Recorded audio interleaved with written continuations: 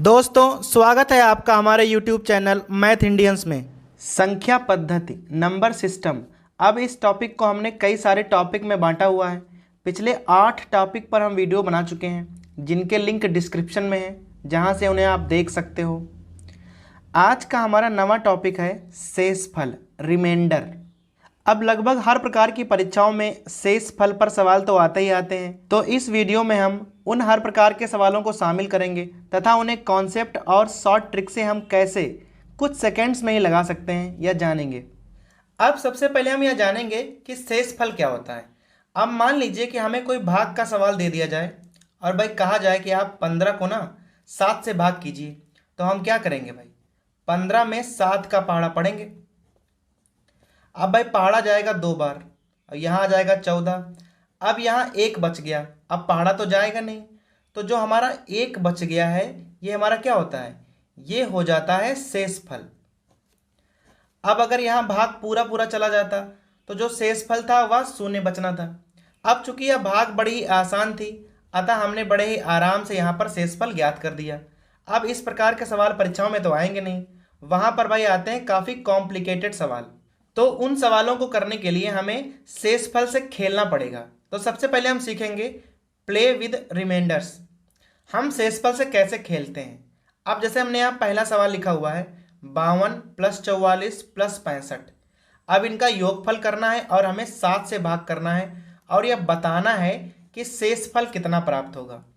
तो भाई सिंपल तरीका तो यह है कि आप तीनों संख्याओं को जोड़ लो, फिर आप 7 से भाग करो और शेषफल ज्ञात कर दो। पर हम ऐसा नहीं करेंगे, हम क्या करेंगे, हर एक संख्या में अलग अलग भाग करेंगे। अब यहाँ 52 आप 7 से भाग करो तो क्या होगा 49, और यहाँ पर 3 बचेगा शेषफल, प्लस है तो प्लस लगा लो। अब यहाँ 42, अब यहाँ 2 बचेगा, और यहाँ 7 नाम 63, और यहाँ पर भी 2 बचेगा, और आप बटे 7 ही लिख लो। तो क्या करना है, हर एक संख्या को अलग अलग भाग करना है और उनके शेषफल लिख लेने हैं, और जो चिन्ह लगाओ आप वैसा ही चिन्ह लगा दो। अब चूंकि यहाँ धन का निशान है अतः हम शेषफल को जोड़ लेंगे, 3 2 5 1 7, और बटा में क्या लिखा है 7, अर्थात भाई भाग पूरा पूरा चला जाएगा और जो शेषफल है वह 0 बचेगा। अब यहाँ दूसरा सवाल हमने लिखा हुआ है 10 + 10² + 10³ + 10⁴। सब संख्याएं प्लस में लिखी हुई हैं और हमें 6 से भाग करना है। अब भाई जो नॉर्मल तरीका है उसमें क्या कीजिए, आप सभी संख्याओं को हल कीजिए, जोड़िए और बाद में आप 6 से भाग कीजिए और फिर पता लगाइए कि शेषफल क्या होता है। पर हम ऐसा नहीं करेंगे, हम क्या करेंगे, हम अलग अलग संख्याओं में 6 से भाग करेंगे। अब आप जैसे 10 में भाग करो 6 से तो शेषफल क्या आएगा, 4 आएगा। अब ये क्या है, ये 100 है। अब 100 में 6 से भाग करोगे तब भी 4 ही शेषफल आएगा, 16 × 6 = 96।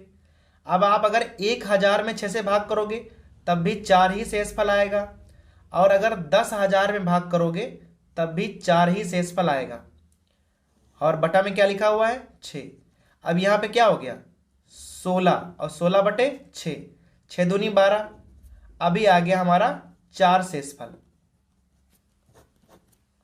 अब हमने यहाँ पे एक सवाल गुणा वाला लिखा हुआ है। अब ऊपर देखो भाई 3 संख्याएं गुणा में लिखी हुई हैं, 123, 93 और 64, और भाग करना है 15 से, और हमें यहाँ शेषफल ज्ञात करना है।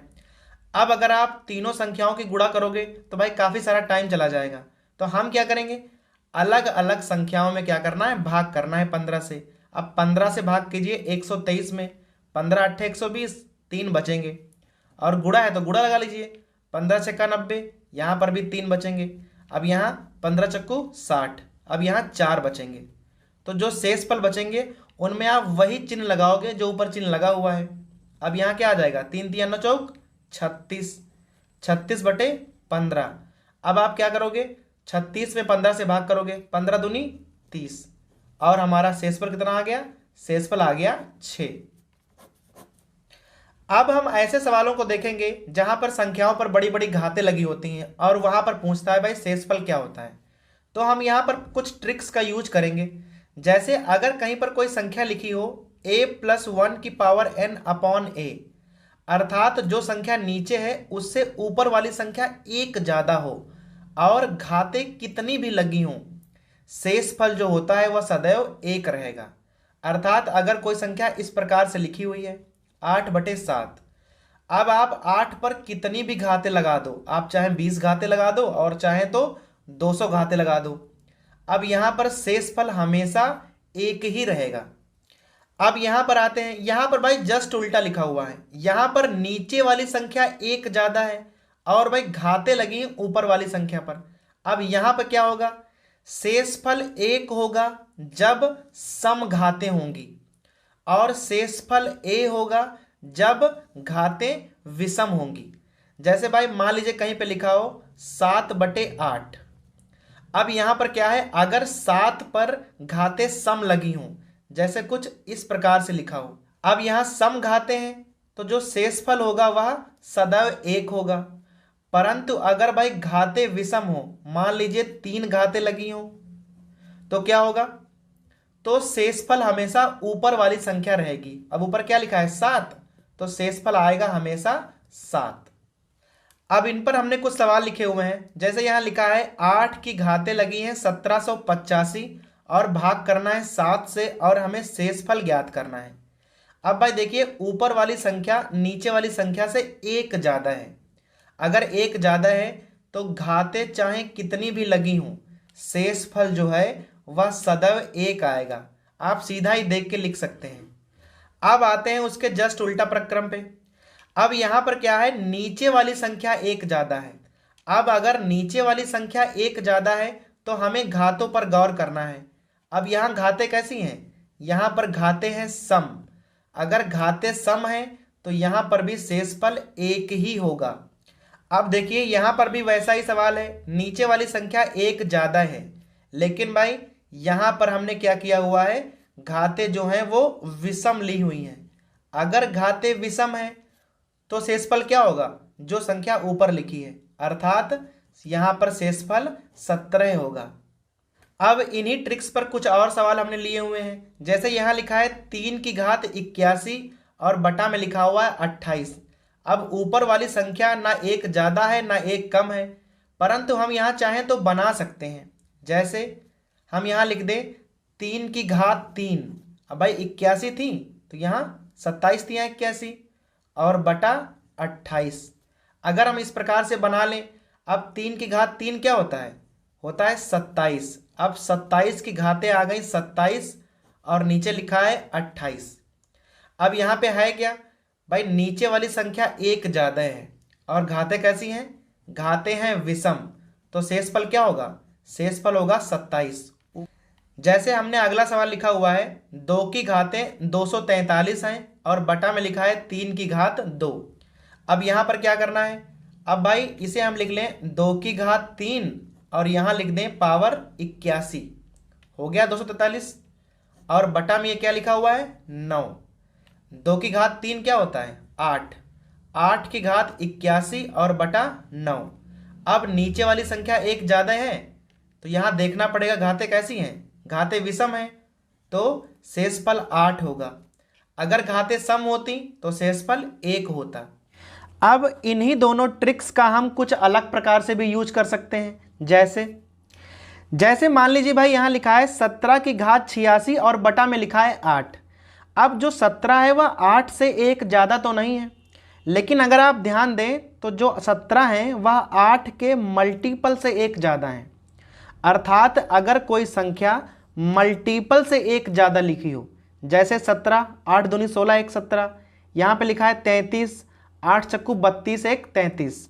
अगर संख्या मल्टीपल से एक ज़्यादा लिखी है तो हम वही वाली थ्योरम का यूज करेंगे भाई, कि अगर संख्या एक ज़्यादा है तो घातें कितनी भी लगी हों वहाँ पर जो शेषफल आएगा वह एक ही आएगा। और अब यहाँ देखिए यहाँ लिखा है 15 की घात 88 और भाग करना है 8 से। अब जो 15 है वह 8 से एक कम नहीं है, लेकिन अगर आप यहाँ ध्यान दीजिए तो जो 15 है वह 8 के मल्टीपल से एक कम है। भाई 8 दूनी 16 होता है तो उससे एक कम है, तो यहाँ पर हम एक कम वाली थ्योरम यूज कर सकते हैं। अब एक कम में क्या था, अगर घातें सम हैं तो शेषफल 1 आएगा और अगर घातें विषम हैं तो वहाँ पर क्या था, जो संख्या ऊपर लिखी होती थी आंसर में वो आता था। परंतु यहाँ पर भाई शेषफल कितना आएगा, यहाँ शेषफल आएगा हम नीचे वाली संख्या से एक घटा देंगे, शेषफल हमेशा उतना आया करेगा। अर्थात अगर घाते सम हैं तो शेषफल 1, और अगर घाते विषम हैं तो शेषफल नीचे वाली संख्या से 1 घटाकर हमें प्राप्त हो जाएगा। और इन दोनों ट्रिक्स का हमें यूज कब करना है? जब कोई संख्या नीचे वाली संख्या के मल्टीपल से 1 ज़्यादा हो या मल्टीपल से 1 कम हो।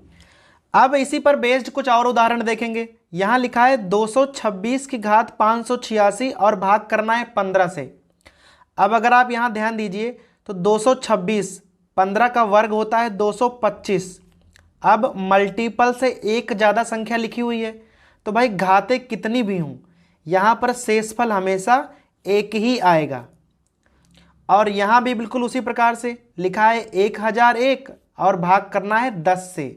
अब 10 से 1000 तो पूरे पूरे कट जाते हैं, और यहाँ लिखा है 1001 अर्थात मल्टीपल से 1 ज़्यादा संख्या लिखी है, तो यहाँ पर भी शेषफल 1 ही आएगा, घाते कितनी भी लगी हों। और यहाँ लिखा है 98 और पावर है 79 और भाग करना है 9 से। अब यहाँ जो 98 हैं यह 9 के मल्टीपल से 1 कम है। भाई 11 9 99 होता है, 1 कम है, तो घाते कैसी लगी हैं? अगर घाते विषम हैं तो आंसर आएगा नीचे वाली संख्या से 1 घटा के 8।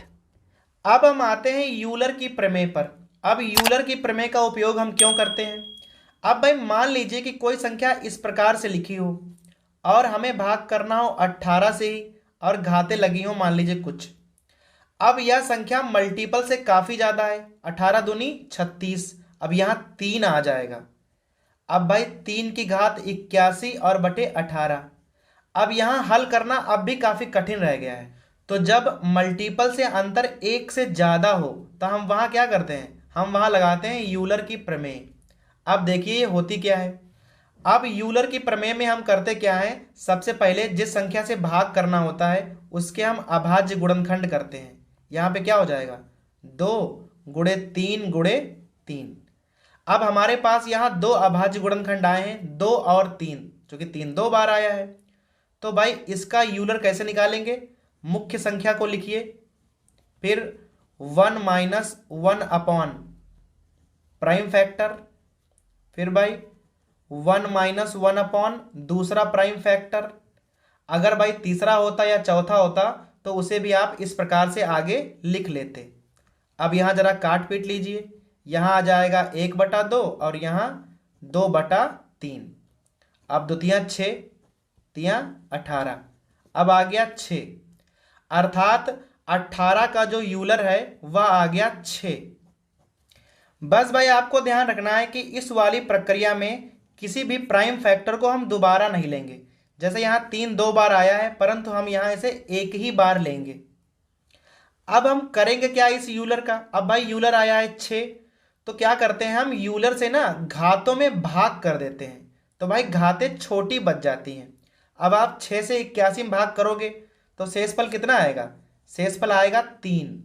तो हम लिख सकते हैं इसे 39 की घात 3 बटे 18। अब यहाँ हल करना काफ़ी आसान हो जाएगा। अर्थात भाई करना क्या है? पहले जो हमारी संख्या है जिससे भाग करना है उसका यूलर ज्ञात करना है, और उस यूलर से घातों में भाग करके शेषफल निकालना है, और उस संख्या पर वह शेषफल वाली घात लगा देनी है। अब सवाल जो है काफ़ी आसान हो सकता है। अब भाई आ गया कि 39 की घात 3 और बटे 18। अब 18 दूनी 36, यहाँ कितना बचेगा? 3, तो आ गया 3 की घात 3 और बटे 18, अर्थात 27/18। तो भाई हमारा शेषफल हो जाएगा 9। देखिए कितनी आसानी से यूलर से भाई आप शेषफल ज्ञात कर सकते हैं। अब मान लीजिए हमें कोई सवाल लिखा हुआ है इस प्रकार से 6 की घात 25 और बटे 11, और भाई हमें भाग करना पड़े, तो अगर नीचे संख्या कोई प्राइम नंबर लिखी हुई है तो भाई उसका यूलर निकालना बड़ा ही आसान होता है। हमेशा 1 घटा दीजिए।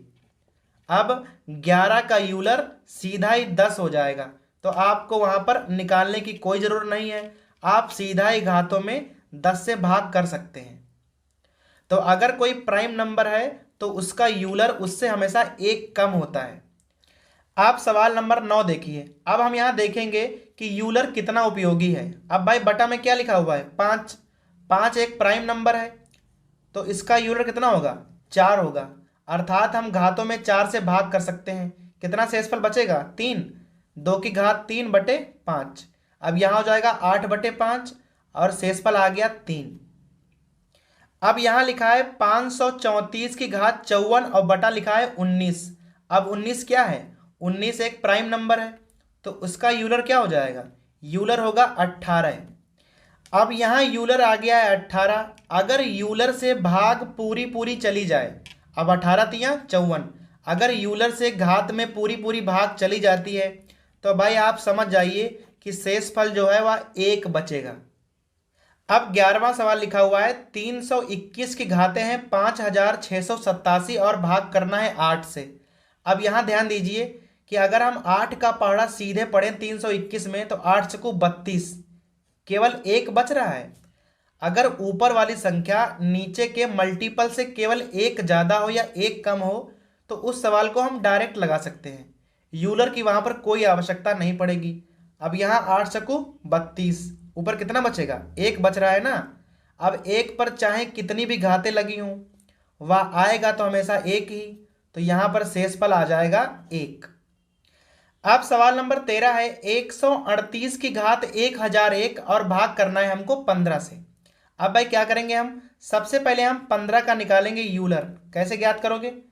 3 गुणे 5 करके। सबसे पहले प्राइम फैक्टर कर लो और अब ऐसे करना है 1 - 1/3 और यहाँ 1 - 1/5।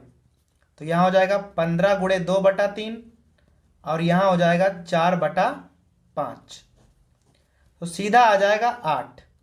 अब भाई जो 15 का यूलर है 8, तो हम करेंगे क्या? हम 1001 को ना 8 से भाग कर देंगे। अब 1001 को जब 8 से भाग करोगे आप तो शेषफल केवल 1 बचेगा और बटा में लिखा है 15। अब सीधे ही भाग कर सकते हो, 15 नामा 135 और शेषफल आ गया 3। अब इसी प्रकार से लिखा हुआ है सवाल नंबर 14 111 की घात 111 और भाग करना है 12 से। तो सबसे पहले क्या करना है? 12 का निकालना है यूलर, 2 गुणे 2 गुणे 3 करके। प्राइम फैक्टर हो गए। यूलर क्या होगा? 12 गुणे 1 - 1/2 और यहाँ 1 - 1/3। अगर और भी कई सारे फैक्टर हों तो हम उन्हें इस प्रकार से ले लेंगे, परंतु हमें कोई फैक्टर दोबारा यहाँ पर नहीं लेना है। अब यहाँ हो जाएगा 12 गुणे 1/2 और यहाँ हो जाएगा 2/3, 2 तिया 6, यहाँ 2। अब यहाँ आ जाएगा 4। अर्थात भाई 12 का यूलर कितना हो गया? 4। अब क्या करना है? 4 से आप 111 में ना भाग कर दो तो शेषफल आ जाएगा 3। तो आ जाएगा 111 की घात 3 और बटा 12। अब 12 नामा 108 होते हैं, ऊपर कितने बचेंगे? 3। तो आ गया 3 की घात 3 और बटे 12, 27/12 और 12 दूनी 24, शेषफल आ गया 3।